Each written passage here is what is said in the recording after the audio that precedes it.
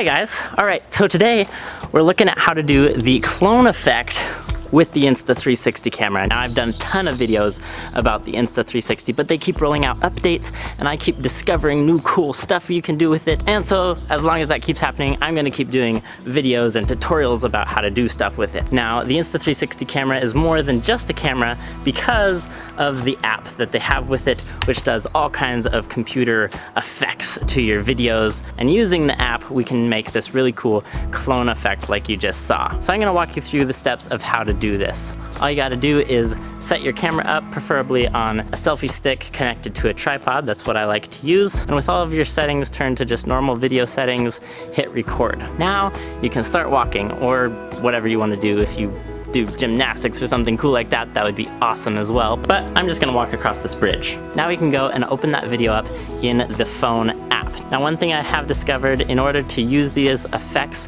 you have to do something kind of funny where you hook to the Wi-Fi on the camera, load the video onto your phone, and then disconnect from the Wi-Fi on the camera so that your phone can reconnect to its cellular data in order to have all of the options in the app actually functional. So load the video on, then disconnect from the Insta360 camera.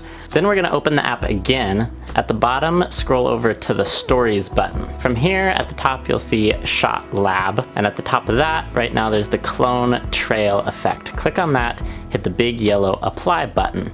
Here you'll see your videos. You can select one of them and press Confirm. Tap and hold and it will track you through the video. When you get as far as you want, hit stop tracking. Now on this next screen, you'll see an option for clone density of low, medium, and high. I'm gonna use high for this one so that it'll leave more clones behind, and hit generate clone trail. It'll analyze it for a second and now you can play back your video and you can see all the clones it's leaving.